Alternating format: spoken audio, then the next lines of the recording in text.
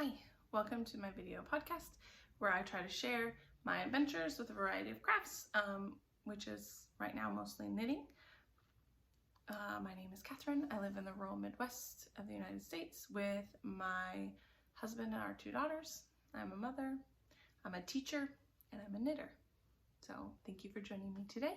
I'm really excited to share with you some of the updates on the projects I've been working on.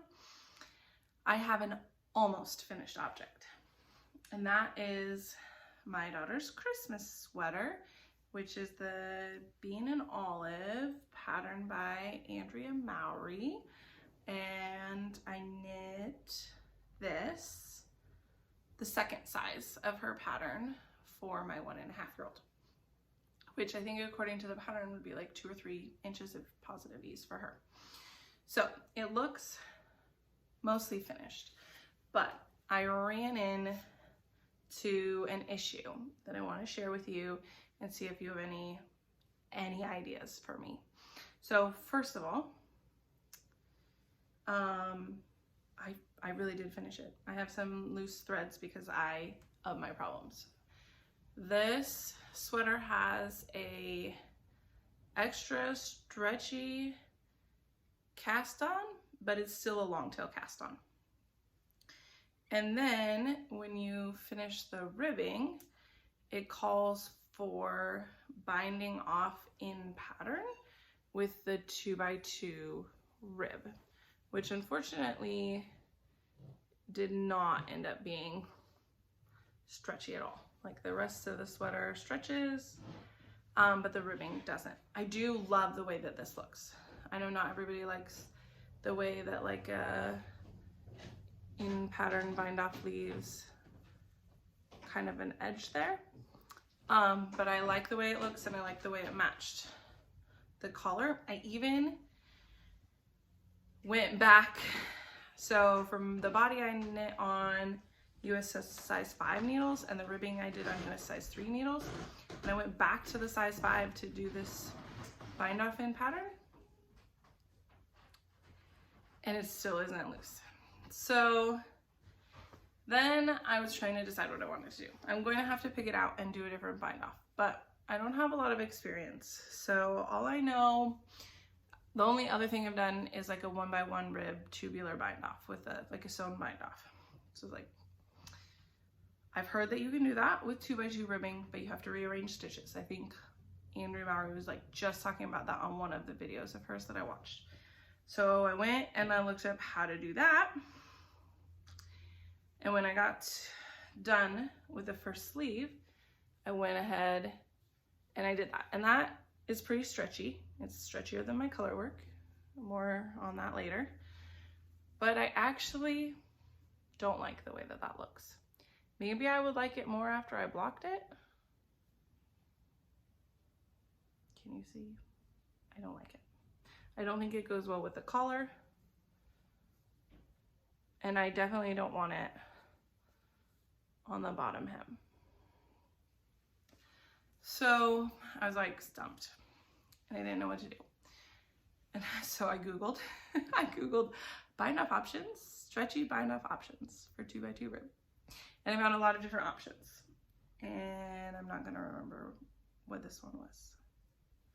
This one was a sewn bind off, but it was like way more simple than a tubular bind off. It left sort of a line, but I think it goes okay with the collar, maybe especially after I block it. And it's super stretchy. So I think this is probably going to be what I do. I'll pick back the other 2 bind offs I've done and change to this. This, I'm trying to remember. I just did it this morning, so I should remember what it was called. But I'm not going to remember.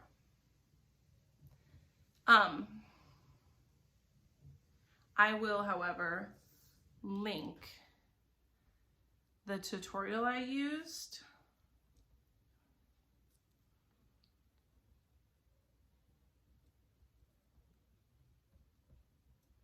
onto the bottom of this video description, as well as the Ravelry project page that I have for this sweater. So I think this would be my bind off of choice. I have also though been contemplating, I think it looks nicer on the inside. And I have also been hearing about people who knit their ribbing inside out. So doing like a 1-stitch short row to turn your work the other way and then knit the ribbing inside out. In which case I could bind off inside out. And then what's on the inside would be on the outside. But I'm not sure that the inside out version matches the collar as well. I may block it and see what I think and try it on the other sleeve. So that's where we're at.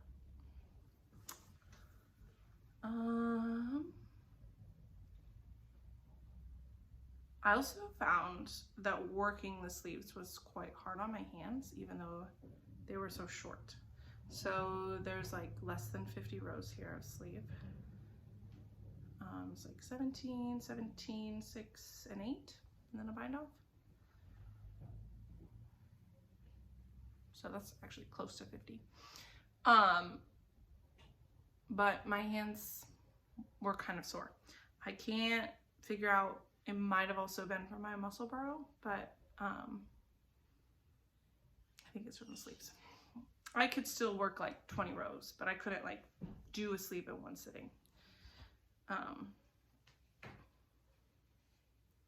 I did end up, I haven't woven this in yet because this is the one I just finished. This is the sleeve I just finished this morning. End up with quite a big hole there in the underarm, even though I picked up 2 extra stitches on both sides, but it just really looks like something went wrong there. So I'll have to try to work with that. The other side, I mean, it's thin, but there's no big holes. So it does kind of look like something went wrong there, and I'm not sure. Like I maybe missed picking up. There's a long thread across there. Maybe I was supposed to grab. I do think that since I knit the yoke on magic loop, that you can sort of see some there and then here where the color work was like pulled too tight. However, that was much more prevalent in my next project, which is still very much a whip. And that is my older daughter's Christmas sweater, which is the same pattern, bean and olive, and this is a size 5. So I guess I was like super confident after doing the color work for this. Some of you even commented on my video, thank you so much, on my last video, that the inside color work, like that the color work looked really nice. I have the loose threads there. You know, like look at my floats, looks great.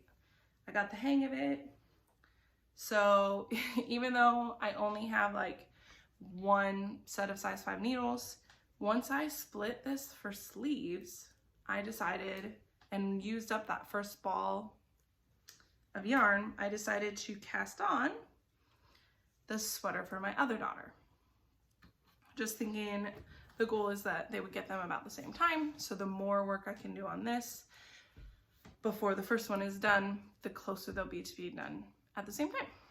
So I just like jumped right in. No, nothing to hold me back. I just knit and knit and knit the color work. However, then our family went through quite a stressful time. And I was knitting a little bit of the color work during that, and my tension was much too tight. I'm not sure if you can see, but this color work is indented even though I have blocked it. And I really contemplated, I was like past the hearts when I realized that it was too tight, past the bigger hearts. I contemplated ripping it all back, and I decided against it. It's not going to make it unwearable. It will be okay. I don't think it will be super noticeable to anybody who's not a knitter, but maybe there you can tell how it kind of goes in, and in person I can tell, yeah, that is really tight on that first round. The rest of it has places where it's uneven. I mean, primarily at the back where I had my magic loop switcheroo. Most of that I feel confident will pretty well block out, and I can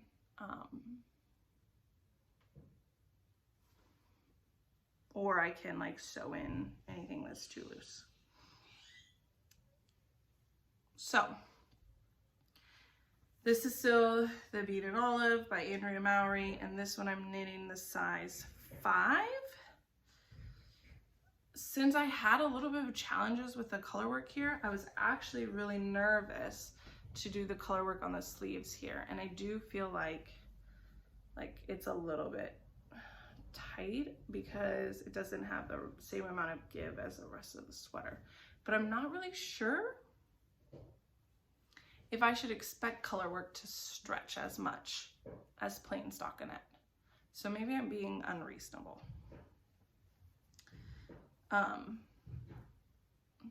that's only 3 rows of color work, and it's only a very few of those stitches, less than half in those 3 rows have the contrast color. So I feel like that's a little bit trickier too, rather than like the zigzag pattern. That's the back, so you can see where I changed the rows. Maybe is a little bit easier there. So that was a little bit tricky. I think I did better on the sleeves there than I did on this, but I'm still not sure if it was loose enough. Also, like, got to the part, oops, sorry, I kicked you, where I was like ready to split for sleeves, but the sleeves were still on hold on this one, and I used my try-it-on tubing to put the sleeves on hold over here, so I didn't have them available to split for sleeves here. So I had to finish one sleeve and start a second sleeve so that I could have that tubing available here to split these, to split for sleeves. Now I have just finished my second ball. I did change main colors during the yoke here. So I've had to just finish my second ball of the main color. And I think I will pick up and finish the sleeves before I finish the body. Just because I like to do that. I don't want to get stuck on the sleeves, and the plain stockinette is like pretty easy and mindless to do once I get going. I have my window open and people are going by and it's kind of distracting. So I will probably put the body on hold and pick up the sleeves and try to go from there. Every time I've picked up sleeves so far, I have re-watched the Chili Dog video for picking up underarm sleeves. However, in her video, she is always starting at the right side of the cast on row and then knitting all the way across that and then knitting the live stitches to complete a round. But the last, I feel like maybe the first pattern I did, maybe one of the patterns I did for myself called for that, but most of the patterns I've been doing have called for starting in the middle of the cast down row and the underarm and then knitting back to that point for your beginning of round. So I'm curious if there are other tutorials out there I should watch that follow that pattern a little bit more, or if I should just kind of, I mean, I can keep going with the Chili Dog method for picking up underarm stitches, but start in the middle, do what she says to do on the left, then work around and do what she says to do on the right. So I will also include that tutorial in this video description and on my Ravelry pages for those 2 projects, because I will use it on both of them. I did actually kind of like take notes the last time I watched it because I felt like I was like kind of getting the hang of it. I'm hoping to actually pick up the sleeves for this with my index card instead of having to watch the whole video again. I was really proud of myself for after I moved my stitches around for the 2x2 ribbing, because I'd never done a tubular bind off for 2x2 ribbing, but I did do the tubular bind off without watching a video. I remembered, so I was proud of myself for that. But maybe I'm at that part with picking up underarm sleeves now too. That would be pretty exciting. Picking up underarm sleeves. For picking up underarm stitches to do a sleeve. I'm hoping that I'm at that part in my knitting skill development, because I would find that pretty exciting. I'm very, very, very excited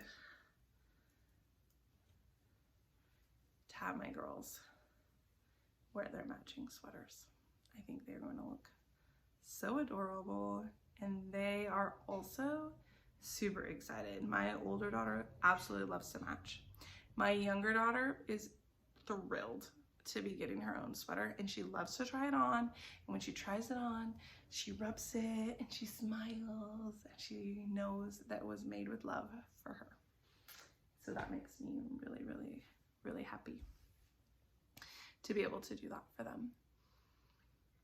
I do also have some plans in the works to knit my husband a storm sweater, which Petite Knit recently released a male version of that pattern. So that will be easier than I even anticipated it would be. And I'm still hoping to make myself a ranunculus, but I'm having trouble getting started because I don't have size 10 needles, and I decided I'm not going to buy them. I'm going to knit it on size 8 needles. So I don't have anything to show for either of those. However, I did cast on the Musselburgh hat by Ysolda Teague. I am sure that every person has heard a lot about this. This is about this pattern, not about mine. Probably nobody's heard about mine, but about this pattern. So, this is knit in a Knit Picks fingering weight, I think it's scroll yarn. And I have finished the increases for the adult medium size, and I'm now just like in the knitting in the round. I have, I wonder if it says how long. I think I have a 30-inch cable, which is, so these are size 2. Non-interchangeable needles, and on a 30-inch cord, and it is almost, the cord is almost too small to do magic loop, but I tried the smallest cord I have, which would be a 14-inch cord, with my 5-inch size 2 interchangeable set, and so that makes like a 24-inch needle cord situation, and that is too big to just knit circular without magic loop. So this is my best bet right now. I am considering like putting 2 cords together to make like a longer cord for magic loop. I don't want to have to buy new needles or new cords, so I have to make sure I have like all of that available, and I don't currently. So right now it's just being squeezed magic loop style on these needles that I already have, and that's okay. But that's why I also thought maybe this was hurting my hands a little bit. I found that the beginning was quite tricky for this hat. I mean, you start with 8 stitches on your needles, so that's really finicky to work with. But once I got going, it was quite easy with the increases every other round. I found that to be not too challenging. I did sort of, the pattern has like multiple gauges and multiple sizes, and it says to measure your gauge once you have like 1 inch that you can measure off of, which would be like way here, where I have like 1 inch in between the increases. However, I had watched a video recently where somebody thought that their gauge changed as they got larger and larger into like, as the amount they were knitting was larger, their gauge got looser, which made sense to me. I don't remember whose video it was. Sorry. Cannot give you credit for this. So, I was watching that video and I was like, how will I know if my gauge is going to change? Like I don't have that much knitting experience to really know, and I want to make sure like I knit it the right way. So I looked at the chart and I knew it was like using fingering weight yarn. So it's probably going to be at the more stitches per inch, one of those gauges compared to the like 5 stitches per inch gauge. You know, I was probably going to be closer to 8 or 9 stitches per inch on my fingering weight size 2 yarn. So I did quite a few increases until I was like, well, if I have an 8 stitch gauge, I'm going to want to stop soon. And then I measured my gauge and I think I had 8.5 was where I ended up.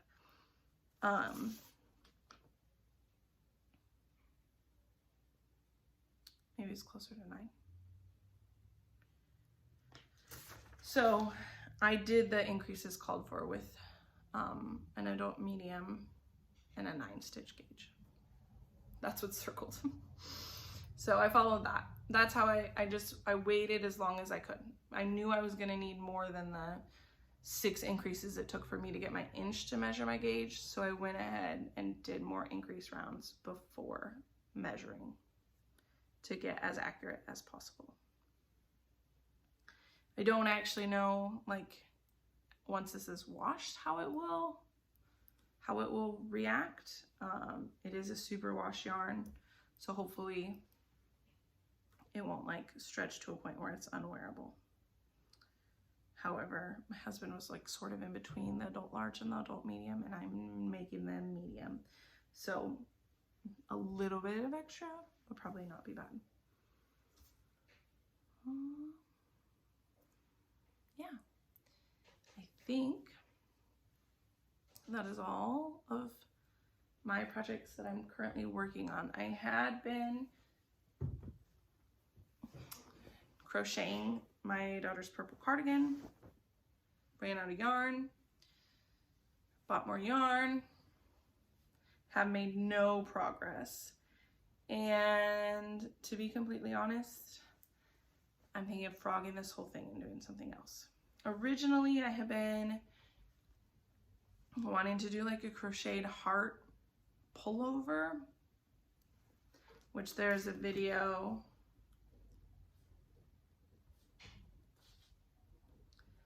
tutorial on YouTube for, like the whole, how to make a whole heart sweater on YouTube. However, it's for like an adult small, and my daughter's 3. So I keep going back and forth between if I want to figure out how to modify that for a 3-year-old or if I want to do something different. And since my knitting projects are going well, this has not been a priority at all, and I haven't been working on it. I do have the yarn if that changes. So no update there, and really no real acquisitions or anything to share there either. So I think that will wrap us up for today. Thank you for joining me today on my making adventure, and God bless. Bye.